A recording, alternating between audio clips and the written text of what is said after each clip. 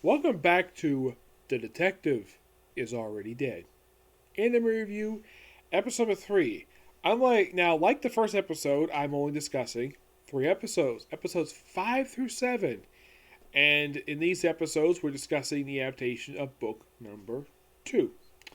Yes, even though we kind of started this back in episode 1.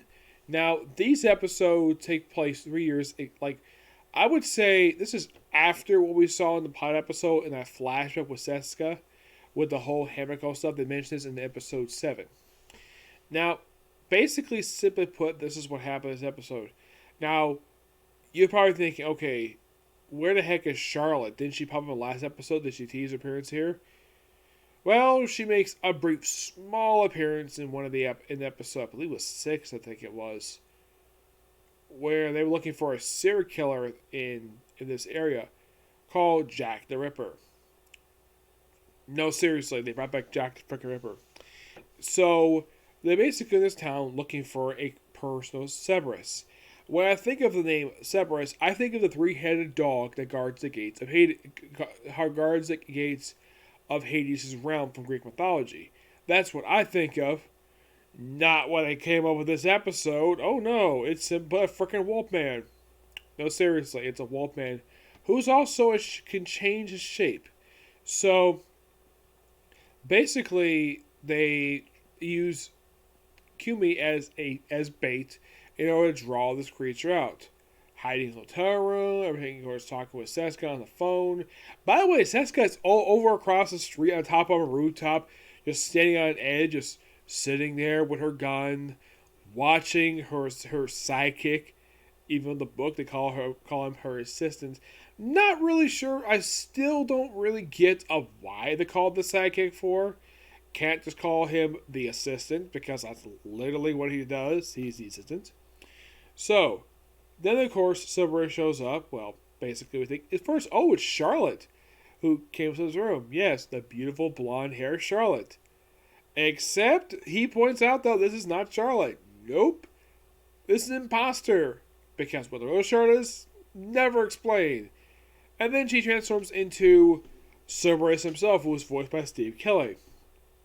And they fight for a bit, and of course they fight for a little while, and like he claims, oh yeah, because he couldn't claim his heart, go find another heart. And then he gets beheaded by a woman in a military uniform. Does she work for this local country's military? No, she actually works for Spec. They claim she's a leader, but she's a high-ranking officer. Now, the thing with this woman is, my God. Okay, is it the character herself? Finding out who the hell voices her is basically a pain. It is a big, humongous pain. I was searching for the past hour, trying to find out who the heck voices this woman. Because, listen to the voice. It sounds like Jenny Marceri. No credit for her for this one. Basically left this one uncredited for some strange reason. Yet it's the only character in this entire series that I could think of where the character is left uncredited.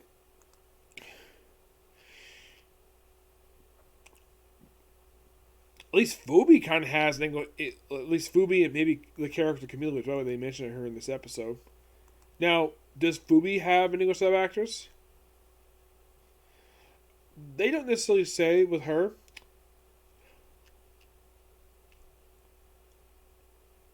It could be a variety of people who voices her. But I don't really know exactly who voiced her. But this character, hell, like, wow. Okay.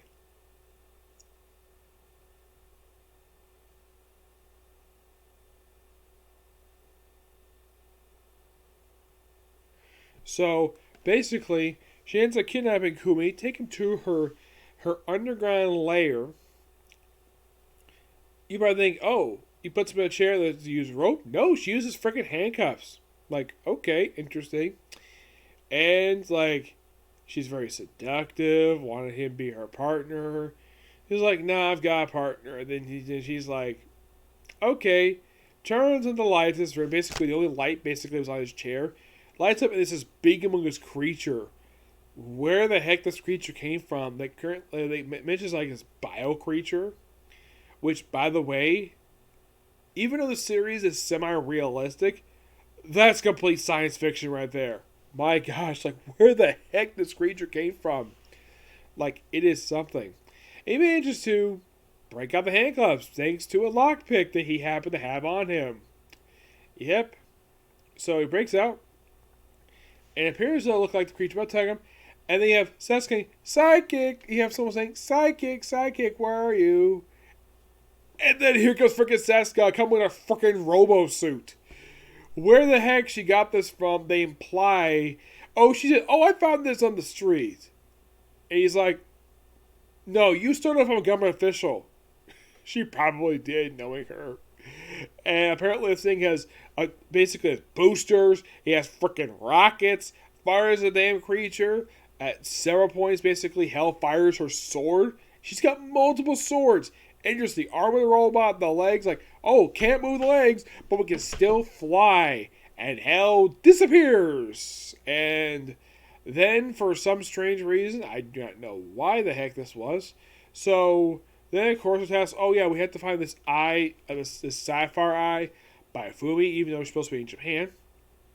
And she got a lighter that supposedly was given to basically a similar lighter that Kumi's got, because apparently she gave up smoking. Clearly she got smoking, but she's clearly still smoking, and so she claims she's going to give it up.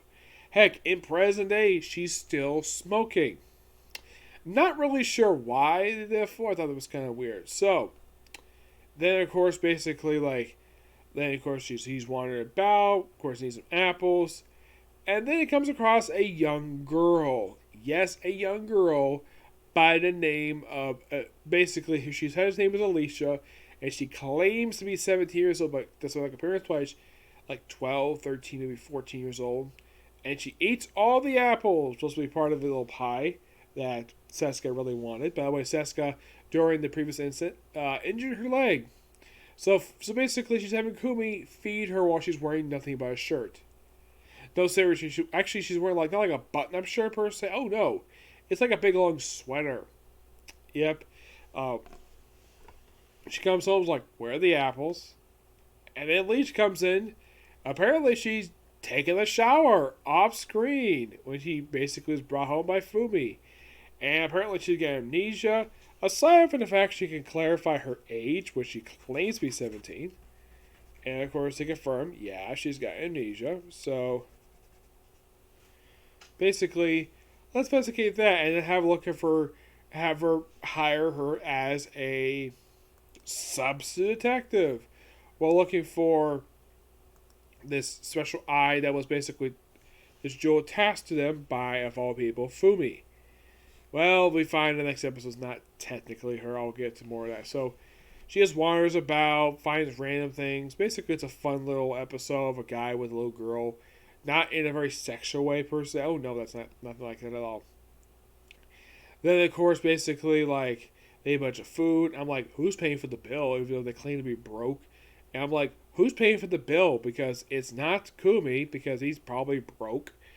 So it's probably Seska probably paying for it, probably through some unknown means, who's paying for all this freaking food, which is much food they got. I'd say by U.S. currency, they must have spent at this restaurant roughly over $200 worth of food.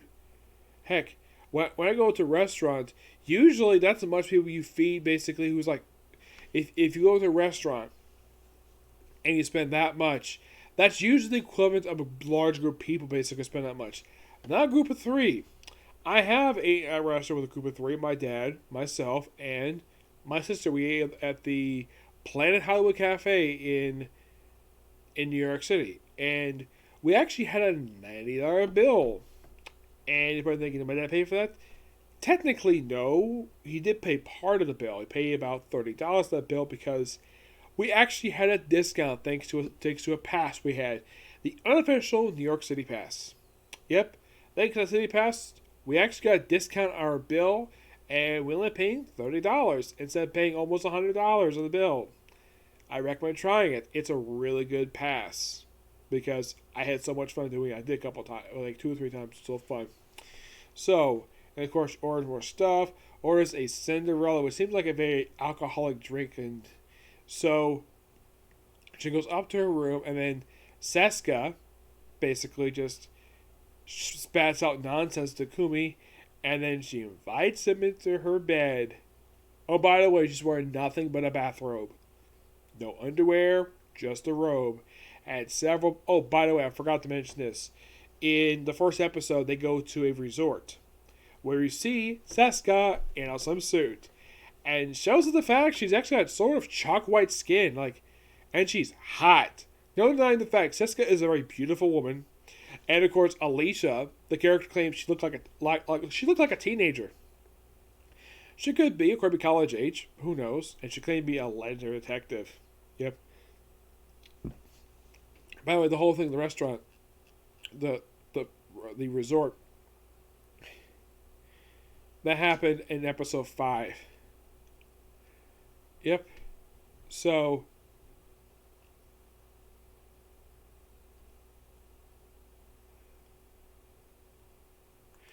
basically, yeah, I had to bring that up because otherwise, some people who watch it are like, wait, Nick, you didn't bring up her Seska in a bikini in a, I just point out, a red and white striped swimsuit. She looked so beautiful in that swimsuit that Kumi couldn't stop blushing every time he looked at her because no denying the fact, it's very heavily implied he had a thing for her.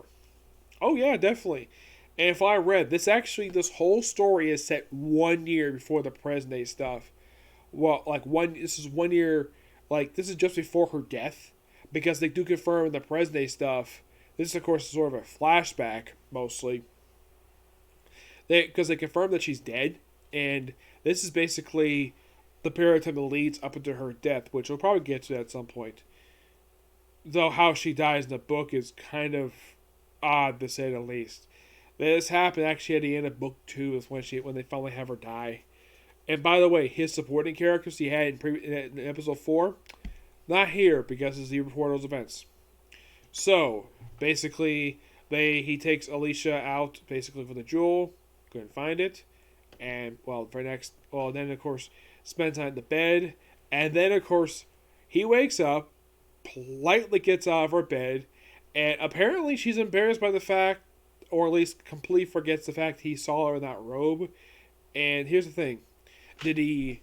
was it... It seemed like, though, that they got so close the previous night that it looked like they're about to make out, but they cut the black and then they cut the next day. They have Seska wakes up, just stands up in the bed, walks off the bed, gets off, gets something out of her bag, and it's a freaking syringe. And they do confirm this is the same drug they found back in episode 1 for the show. Yes, in episode 1. And she tries to use it on him to erase the recent stuff. And she's about sidekick, take out your arm, please, because she wants him to erase. She wants to erase his memories of the recent stuff. And then it's interrupted by Alicia, who apparently has solved an eye problem. Well, it found the eye sort of thing, and basically it's Kumi's problem. Gives him an eye patch to help heal up his damaged eye. Interesting, to say the least. I'm glad they followed up with that. That was quite interesting, to say the least. I like it. So, then of course he gets a phone call from Fumi. Like, hey, I haven't seen you for a while. For this problem, it's like, wait, I just saw you 2 weeks ago. Like, no, you didn't. And of course they confirm this kind of basically says the debut of the character Chameleon. Yep. I gotta say, really good 3 season episodes, and I can't wait to discuss the last 5 episodes of the series. Now the question is, will I get a chance to do it tonight? Unknown, because I also got the writer here to do tonight. But the very next video, so this is going to be pretty much it for this particular review. The very next one we're going to do is going to be my 1800 episode of my Comic Horror series. Yep. I'll be discussing something very interesting. Okay? Next video. Bye.